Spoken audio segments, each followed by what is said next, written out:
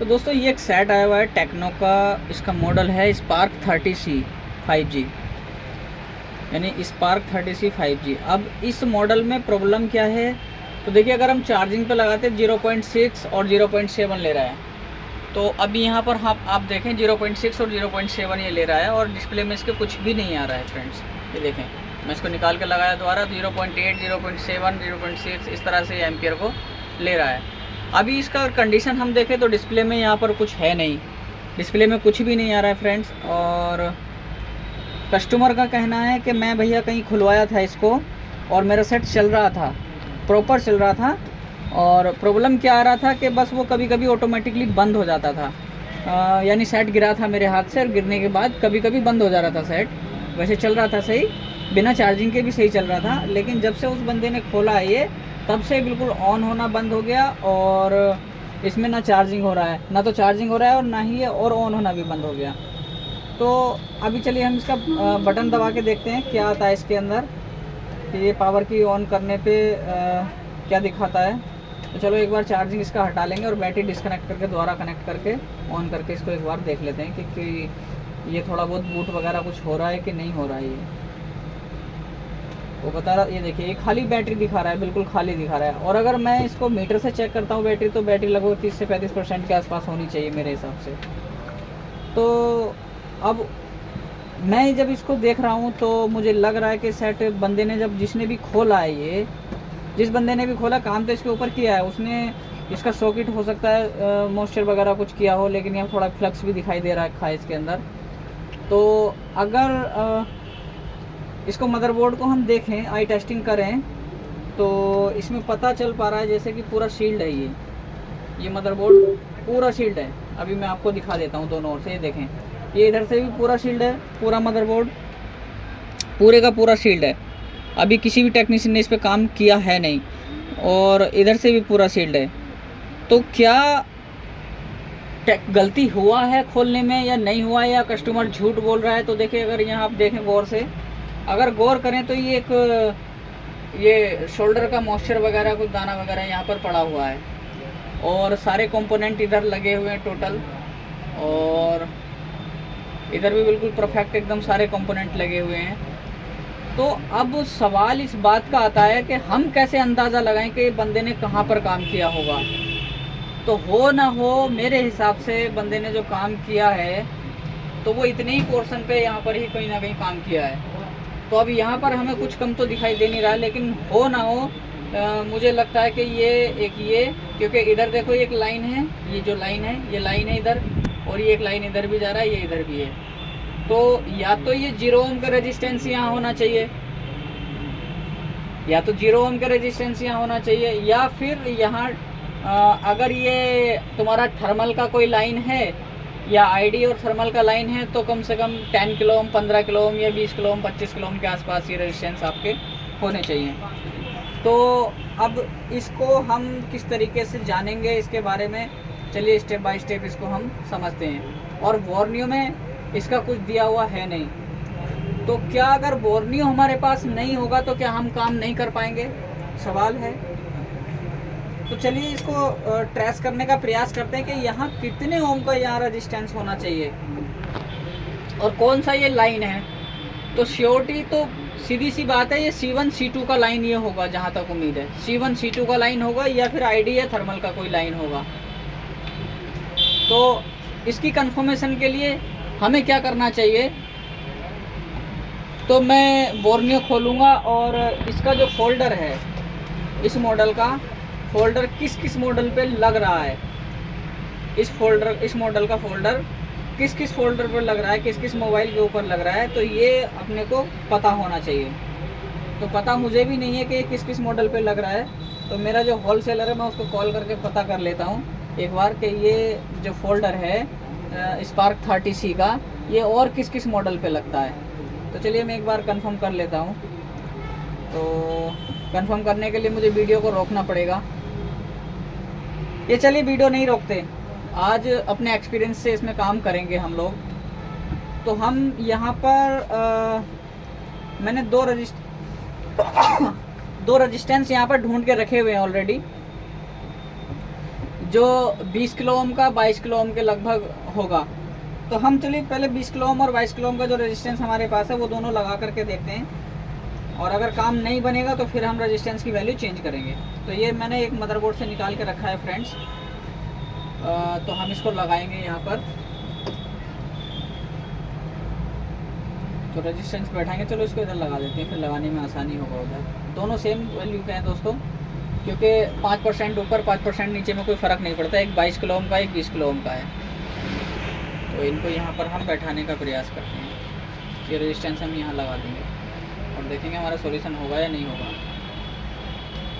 अरे भाई रुक जा यार।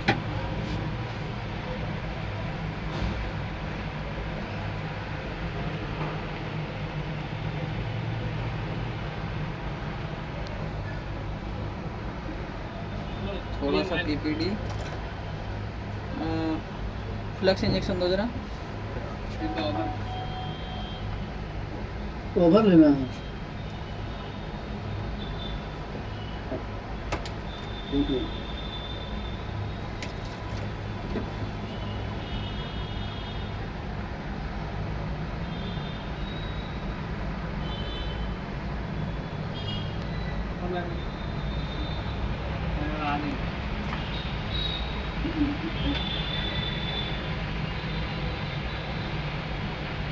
एक तो लग गया हमारा, अभी एक और है, सब ये है, तो इसको भी लगा के देखते हैं। ये फ्रेंड्स मैंने रेडमी का एक मदरबोर्ड पड़ा हुआ है मेरे पास, उसमें से रेजिस्टेंस निकाले मैंने दोनों। अभी मैं आपको इनकी वैल्यू भी चेक कराऊंगा लगाने के बाद। और बोर्ड पे जब ये फिक्स थे तो इनकी वैल्यू एक की 22 किलो ओम थी, एक की 20 किलो ओम थी। तो वैल्यू थोड़ी बहुत ऊपर नीचे हो सकती है, क्योंकि मदरबोर्ड पे लगाने के बाद लाइन के हिसाब से भी थोड़ा घट बढ़ जाता है वैल्यू, क्योंकि सीपीयू की साइड से क्या वैल्यू आ रही है और दूसरी साइड से या किसी और आईसी की साइड से क्या वैल्यू आ रही है, उसके ऊपर भी डिपेंड करता है। तो थोड़ा बहुत कम ज़्यादा हो सकता है, या हीट होने की वजह से थोड़ा कम ज़्यादा हो सकता है रेजिस्टेंस। अभी देखिए ये हमारे दोनों रेजिस्टेंस हमारे प्रॉपर लग चुके हैं। तो इसको थोड़ा सा हम क्लीन करेंगे एक बार कॉटन से और देखेंगे, क्योंकि दोनों सेम वैल्यू के होने चाहिए।